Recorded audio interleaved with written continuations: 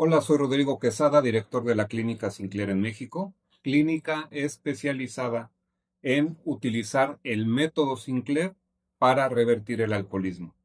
El método Sinclair es un tratamiento que no requiere que el paciente se interne, no requiere que el paciente asista a juntas o a grupos de apoyo, no requiere que el paciente entre en abstinencia y es un tratamiento libre de riesgo de recaída. En este episodio número 7 vamos a hablar sobre el por qué para que este tratamiento funcione. El paciente no tiene que dejar de beber. Y es un episodio muy importante porque la confusión acerca del tratamiento es muy esperada y es muy lógica. Durante toda la vida nos han dicho que para tratar el problema de la adicción al alcohol, el único camino es abstenerse. Sin embargo, hay que entender que para resolver un problema necesitamos conocer a detalle cómo funciona el problema. Y hemos explicado para la corriente Sinclair cómo es que funciona la adicción al alcohol. Recordemos que la adicción al alcohol es un aprendizaje que se ha arraigado de manera muy poderosa en el cerebro por una recompensa que se está liberando en cada ocasión que la persona bebe alcohol. Y esa recompensa son las endorfinas. Para la corriente de Sinclair, la adicción al alcohol no es más que un aprendizaje. Este tratamiento entonces lo que va a atacar es ese aprendizaje y es un aprendizaje que vamos a transformar y vamos a convertir. Y la única manera de hacerlo es realizando la actividad, pero con un resultado diferente al que se ha dado toda la vida o durante toda la vida que ha bebido el paciente. El resultado siempre ha sido el mismo, que es beber alcohol igual a liberación de endorfinas y dopamina, y eso es lo que tenemos que transformar. Este no es un tratamiento que va a atacar de manera directa o que lo que va a hacer es que el paciente deje de beber. Lo que va a hacer es que el paciente deje de sentir esa necesidad por beber, deje de tener esa compulsión cuando empieza a beber. Esa es la parte que se va a atacar. El deseo, la necesidad, el estar pensando en el alcohol, eso es lo que vamos a transformar. Y para hacerlo, el paciente no debe dejar de beber. ¿Por qué? Porque esto es algo muy similar a otro tipo de aprendizajes que se han arraigado en nuestra mente y que la única manera de transformarlos es obteniendo resultados distintos. Te voy a dar algunos ejemplos esperando que esto ayude para que se entienda de una manera más sencilla. El hecho de beber alcohol, ese aprendizaje, es muy similar cuando una persona aprende, por ejemplo, a andar en bicicleta. Una persona que ha aprendido a andar en bicicleta puede dejar de andar en bicicleta durante mucho tiempo. Pasan algunos años durante los cuales no toca una bicicleta, pero después de ese tiempo se vuelve a montar en una bicicleta y seguramente sabe cómo andar en ella. El aprendizaje ya está arraigado en la mente, en el cerebro de esta persona. El dejar la bicicleta guardada y no utilizarla no va a hacer que lo que ha aprendido sobre cómo es andar en bicicleta se revierta o se olvide. Simplemente va a estar el aprendizaje en un modo latente. No se está aplicando, no se está utilizando, pero va a estar ahí en pausa. Esto también se parece mucho a una computadora que tiene, digamos, un archivo que tiene un virus.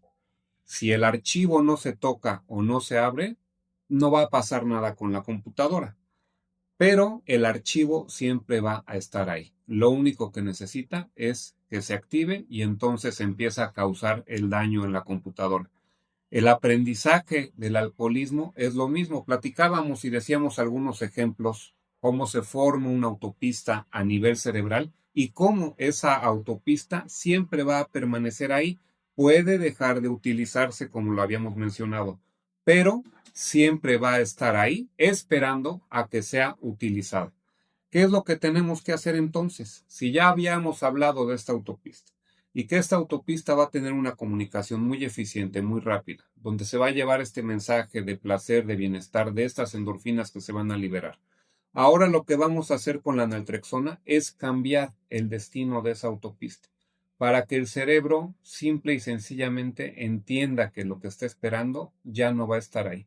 Y la única manera de hacerlo es realizando la actividad, pero teniendo un resultado distinto. El cerebro entonces, con el tiempo, empieza a comprender que eso que tenía como un aprendizaje ya no está funcionando y ya no da resultado lo que tenía preconcebido, vamos a decirlo de alguna manera. Es como si, volviendo al ejemplo de la bicicleta, después de algún tiempo se tomara la bicicleta, pero al pedalear no sucediera nada. Vamos a suponer que el hecho de pedalear ahora en la bicicleta no causa ninguna reacción. Se pedalea, no hay una cadena ahí, no giran las ruedas y no pasa nada. Se empieza entonces a transformar ese aprendizaje. Lo que yo tenía o lo que la persona tenía preconcebido o el conocimiento que tenía sobre cómo montar una bicicleta simplemente se ha transformado. Te voy a dar otro ejemplo que usamos en la clínica para tratar de que esto se entienda un poco mejor. Imaginemos a una persona que nunca ha tenido una interacción con un perro, jamás ha convivido con un perro en su vida y de pronto un buen día va caminando por la calle, se encuentra con un perro y se acerca a acariciarlo. Es la primera interacción que va a tener con este tipo de animales, con un perro, y al momento que lo va a acariciar, el perro le muerde la mano. Es una mordida muy fuerte. La persona tiene que ir al hospital, tienen que anestesiar, tienen que coser. Es una experiencia realmente traumática. ¿Qué es lo que va a pasar la siguiente vez que esta persona vea un perro? Pues seguramente se va a alejar porque se ha grabado este aprendizaje. Esa experiencia, al ser una experiencia dolorosa, una experiencia traumática por haber convivido con un perro, en el cerebro se va a representar como cada ocasión que yo vaya a interactuar con un perro, es muy probable que me vaya a suceder esto. Entonces mejor vamos a evitarlo. Pero ese temor siempre va a permanecer en el cerebro, siempre va a estar ahí grabado. ¿Qué sucedería si esta persona, vamos a suponer, tiene una nueva amistad, hace una nueva amistad y esta nueva amistad tiene como mascota un perro? Y entonces cuando lo va a visitar a su casa se da cuenta que tiene un perro y entonces se aleja. Pero el amigo le dice, no te preocupes, es un perro muy dócil, acércate conmigo, vamos a acariciarlo, te voy a enseñar. La persona obviamente con mucho temor se acerca, con mucho cuidado se acerca por esta experiencia que ya tiene previa. Sin embargo, se da cuenta que al acariciar el perro, efectivamente es un perro muy dócil.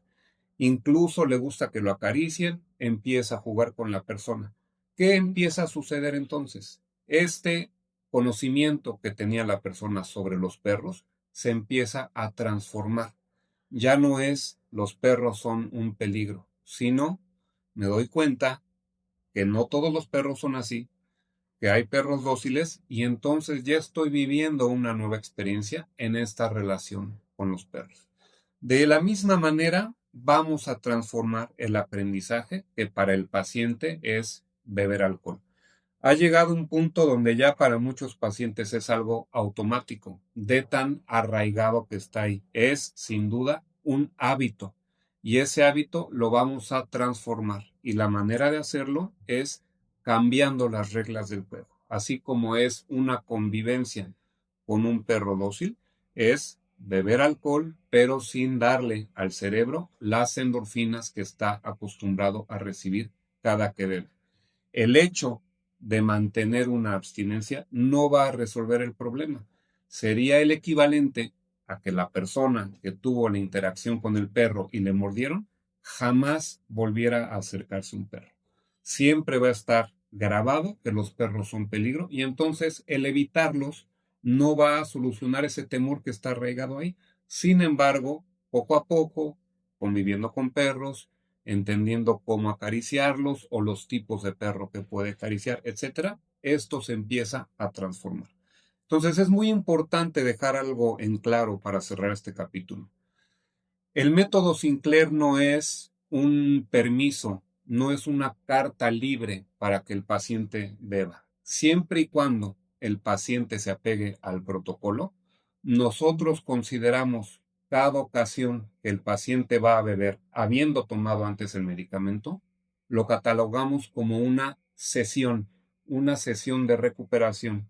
Y mientras vayamos avanzando a lo largo del tiempo, cada sesión es un paso más hacia la recuperación, porque empezamos a reeducar al cerebro y a mostrarle que ese perro es dócil. Empezamos a mostrarle que el alcohol ya no da endorfinas. Y la única manera de lograrlo es si la persona se vuelve a someter al estímulo, vuelve a vivir la experiencia, pero con resultados diferentes. Y para eso se requiere el medicamento naltrexona, para eso funciona. Entonces, aquí ya no es si el tratamiento funciona o no. Es un tratamiento que tiene excelentes resultados. En el siguiente episodio vamos a ver números y cifras del porcentaje de éxito que tiene este tratamiento.